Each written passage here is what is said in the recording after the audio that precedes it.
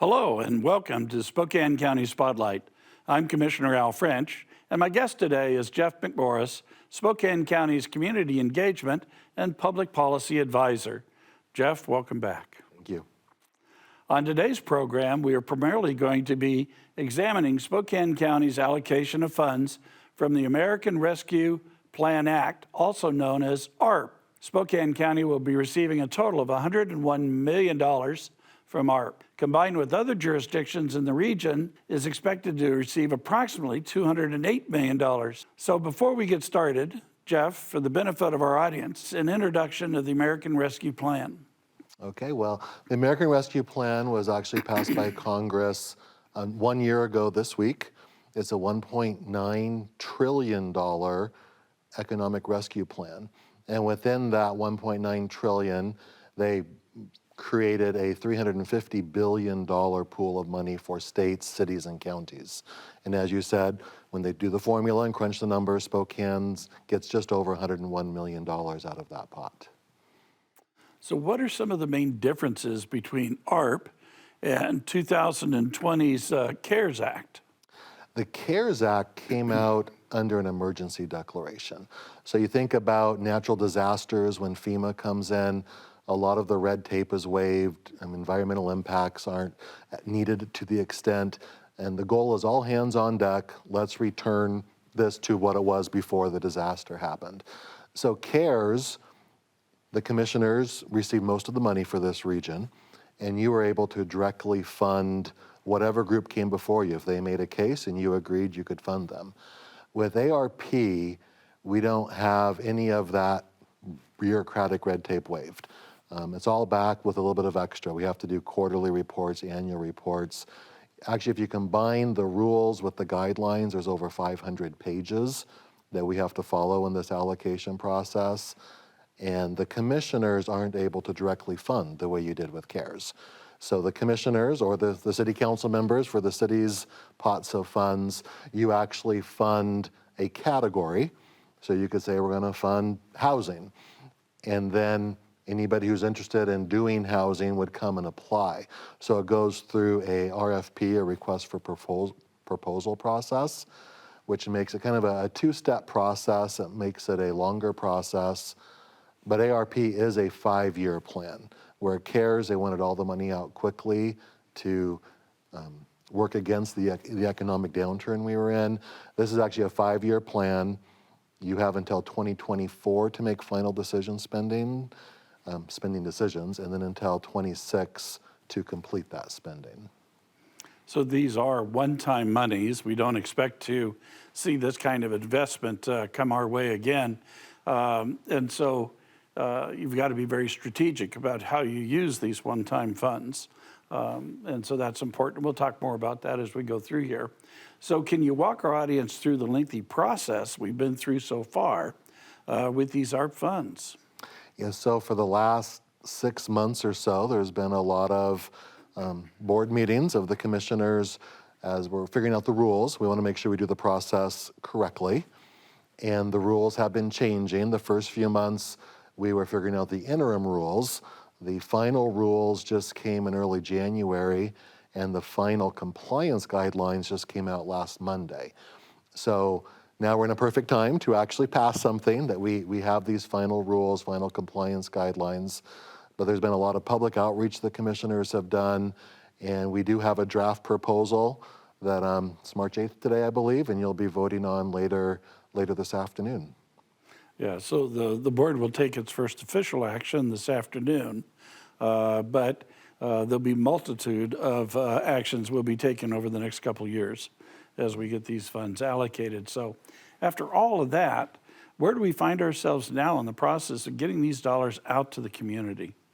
Well, over the last, really since the final rules came out in early January, there's been a lot of briefings at the board meeting of the commissioners, getting feedback from your different priorities and perspectives. Staff has been working to put together this resolution that you were briefed on yesterday. And based on that feedback, I expect it will pass later today.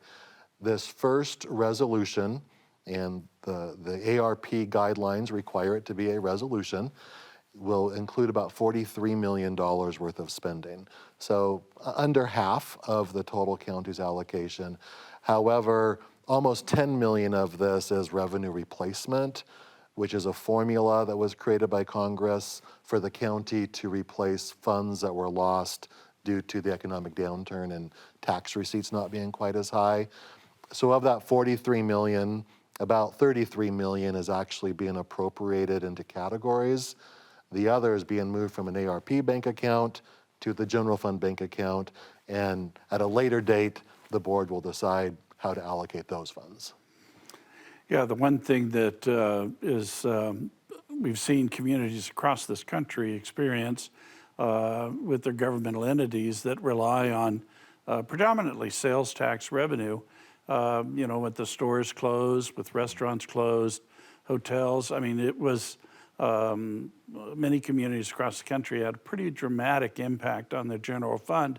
And of course, those are the funds that we use to provide services to the communities we serve and stuff. So things like police and fire and a variety of these. And so part of that revenue replacement is to try and restore some of those governmental entities so that they can continue to function and meet the needs of their constituents. So, one of the priorities I expect will be approved later this afternoon will be the funding for infrastructure projects.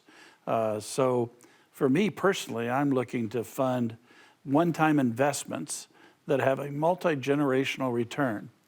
So can you walk us through some of the infrastructure projects that could be authorized through these funds? Yeah, so there are 5 main categories for external projects, and infrastructure is one of them. However, people need to understand infrastructure is defined as only water and sewer or broadband. So it's not any infrastructure, it's limited to those categories. And of the 32 million, about 19 million of that is in infrastructure.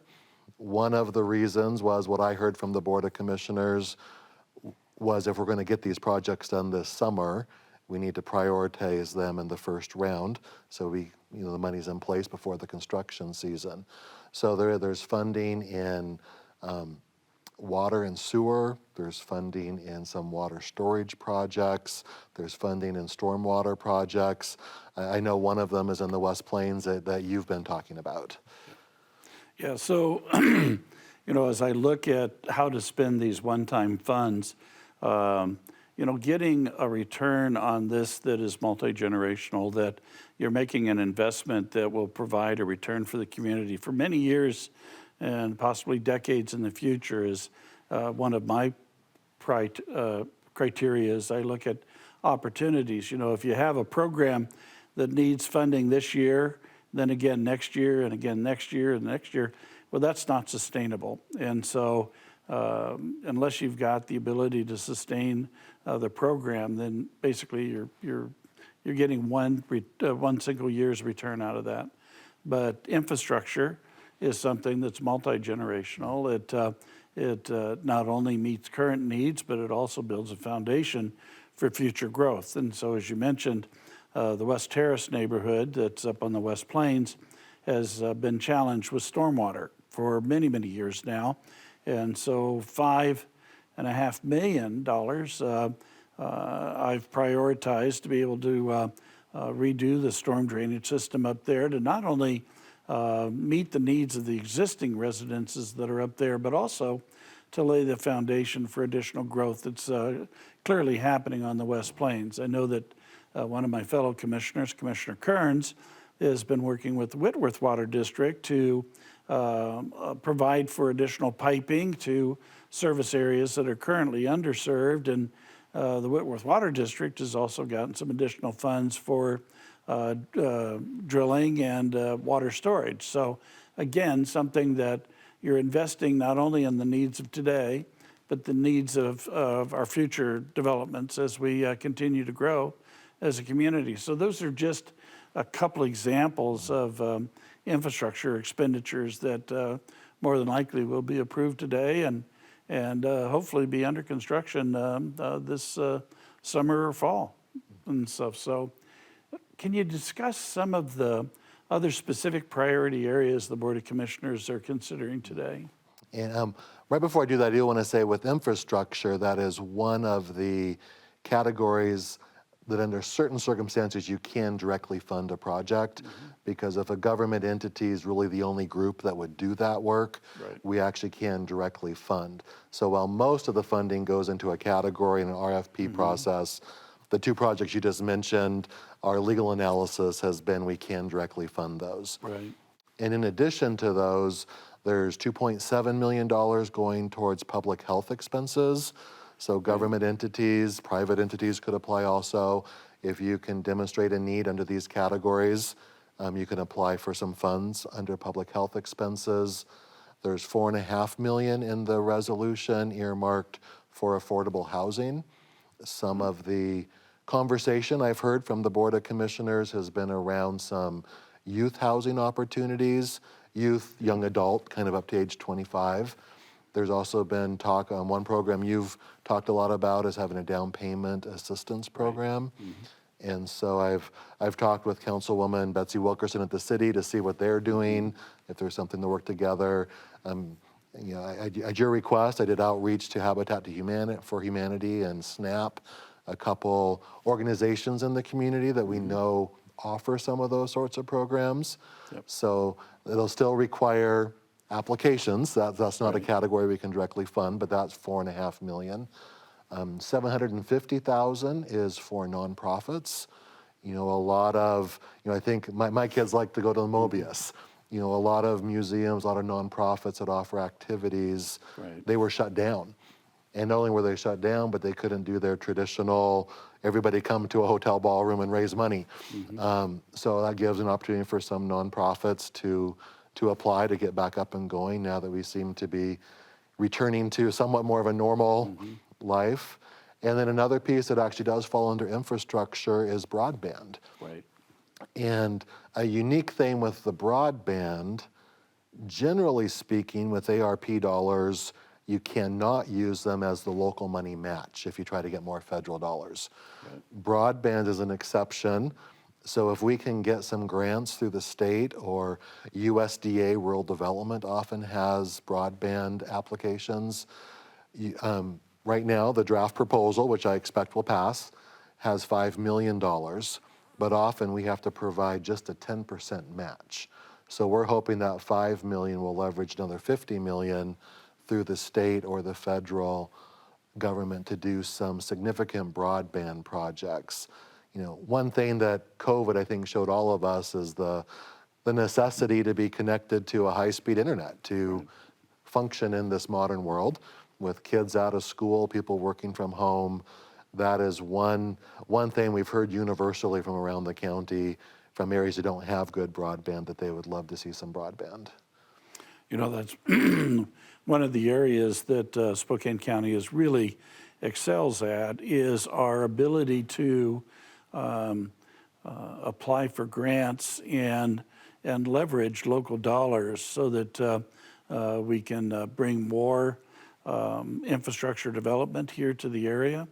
You know, to give you a great example with the Medical Lake interchange up on the West Plains, we were able to take investments made by Amazon into infrastructure, combine that with what the state was doing, and we're able to bring federal dollars to the table and stuff. So all of those improvements that are out there were made possible without really any local investment, but we were able to leverage what we could do for other agencies and stuff. And that's one of the things I really love about our staff at the county is they're very diligent about not only looking for those opportunities, but finding creative ways to leverage our local investments and stuff. So, you know, just talk a little bit about some of the other priorities that might be looked at for the Board of County Commissioners as we move forward.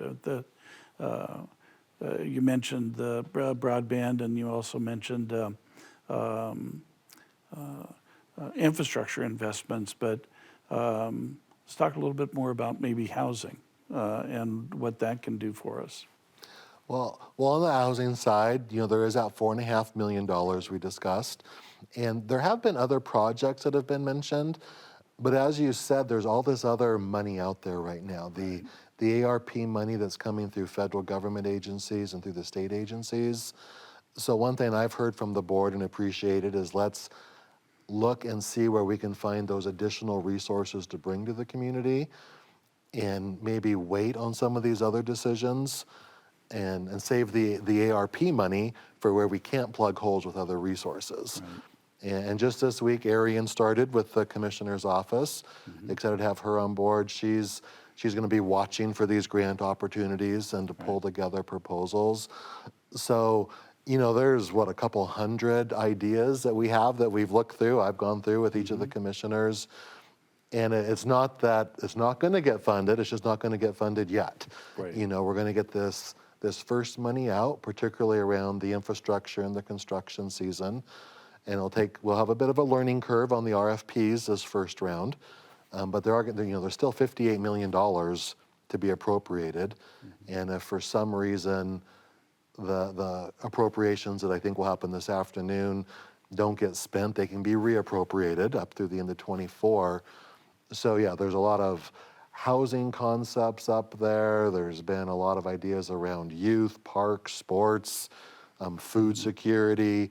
There's a lot of other items that are still on the list. Great. So one of the elements that has been very important to the board and appreciate all of your efforts in this area is transparency has been a high priority for the commissioners this year, and how we use the ARP funds. So from your perspective, can you speak on how the county has been transparent with our work around ARP distribution? Well, we've had numerous meetings, just a regular weekly county board meeting, Board of Commissioner meetings. And if people don't have time during the day to watch those, they get posted to the website within 24 hours. So anybody can go back and watch those meetings, see input. If you have ideas, call the office, talk to one of the commissioners, ask for me if you have ARP questions. We also, in January, right after the final rules came out, the county hosted the Council of Governments. So that brought all the elected officials together, business leaders, nonprofit leaders, for a discussion on what people were doing.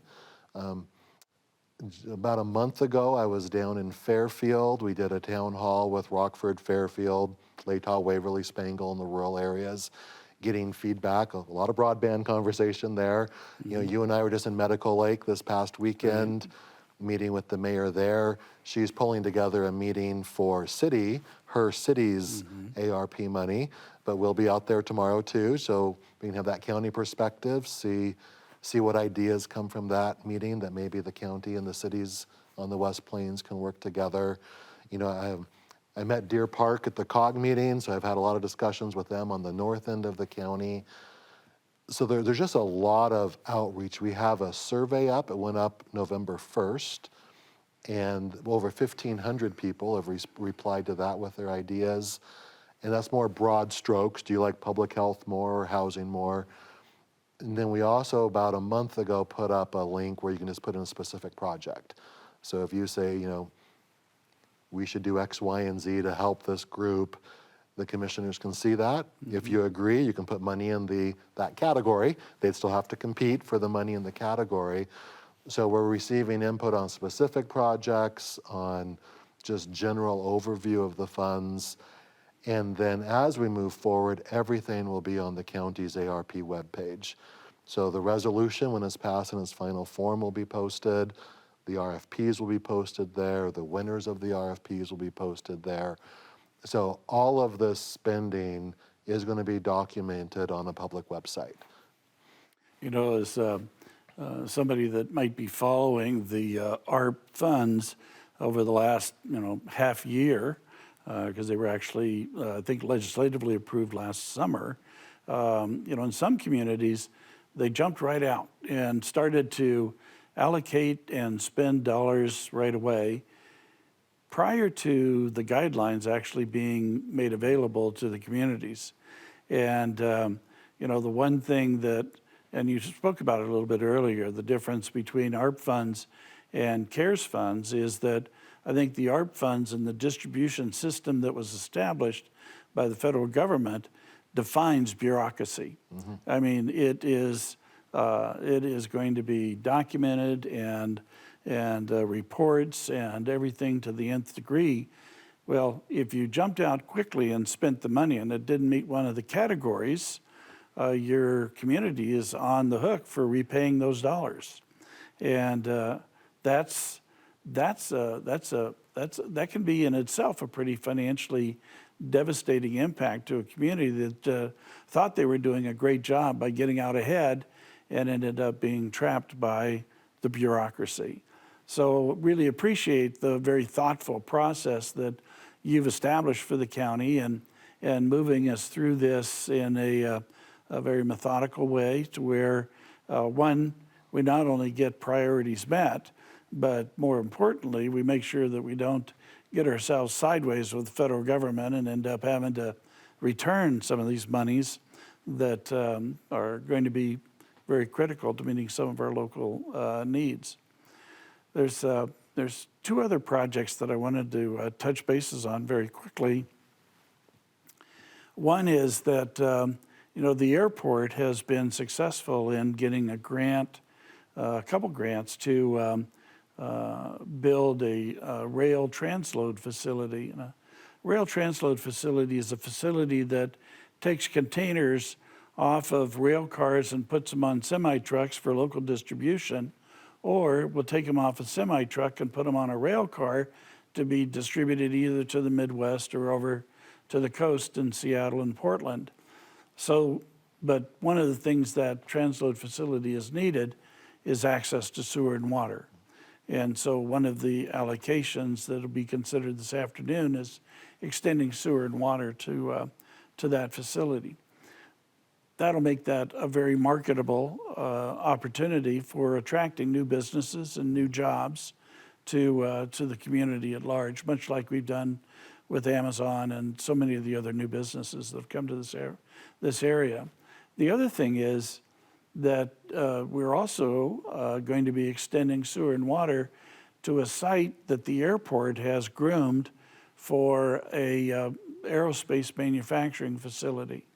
Prior to COVID, the Boeing organization was looking at building what they called their new market aircraft, which is a mid-market aircraft that they could manufacture outside of the Seattle I-5 corridor. And Spokane was rose to the top with a competitive study that was done in the state of Washington that identified Spokane as being a prime location for this new market aircraft. And so we're doing everything we could to make that market ready. But it's those kind of investments in our future that the ARP funds also provide us the opportunity to take advantage of. So can you recap for us the process which we'll be going through for the next 2 years in distributing funds from ARP? So assuming this passes this afternoon, like I predict it will, we'll see how good my predictions are, then we'll start immediately working on the RFPs, and those will have to come back before the board for final approval before they're posted. And then we'll have to put together the scoring process and the evaluation committee. So when projects come before the board for a final approval of the commissioners, you can see how they've scored against the RFP guidelines. And then we'll start also looking at these other priorities that have been mentioned and seeing when the commissioners are ready to do another round of allocations. And so those cycles will continue. The allocation of rounds, the money into these categories, there's 83 categories, and the RFP process. And then as the money goes out, staff's going to be busy on the compliance and monitoring side. So we actually have to certify the monies are spent correctly. And when an organization, so if an organization receives a $1 million award, the county doesn't write them a check for $1 million. We sign a contract with the organization that we have agreed to what sort of their spending qualifies for ARP reimbursement. And then every month we reimburse those expenses. So it's not a one check and you're done situation. It's an ongoing relationship. We will be audited by the federal government, so we are going to be really careful that we're following these 500 pages of guidelines, and hopefully we'll complete this with some good projects in the community that we can look to in generations ahead, as you've said, and we won't have any audit findings. Well, and I think it's also important to mention that if you've got a project that you've submitted for, or an idea that you've submitted for through our website, and it doesn't get funded in the initial round, that doesn't mean that it's off the table. Exactly. There will be multiple rounds of funding that the county will be going through and trying to raise to the surface those priorities that meet the greatest need for the community and will provide the greatest benefit for the communities we move forward. So don't become disheartened if you say, well, I think this is a great idea, and you see the Board of County Commissioners approve a set of projects that doesn't include you. It might mean that we just didn't include you now. Exactly. But that it's not off the table. None of the projects that have been submitted are off the table until we finish the entire process. And then we will identify what those last few remaining projects are and how do we make sure that we end up spending 100% of the money. And as you touched on a little bit, there are opportunities to partner with other jurisdictions. I'm working with Councilwoman Betsy Wilkinson on the home purchase down payment program. And that's an opportunity where I'd like to see the city and the county partner together to be able to get people into home ownership and to assist, especially in this very hot market, with down payment assistance, particularly for communities of color and low-income communities. So, you know, Jeff, I've enjoyed our conversation, and I think our viewers have too, but I'm afraid we've run out of time. And so I'd like to thank my guest, Jeff McMorris, for joining us today. And as a reminder, a video of today's Spotlight can be accessed on Spokane County's homepage and on our Spokane County YouTube channel. I'd also like to remind our audience that Spokane County has a newly redesigned mobile app, Spokane County On the Go. The app can be downloaded for all Apple and Android devices. To download the app on either Apple or Android, visit your app store and simply search Spokane County. No other registration or login is required. Download the app today and connect with Spokane County. I'm County Commissioner Al French. Thank you for joining us today on Spokane County Spotlight.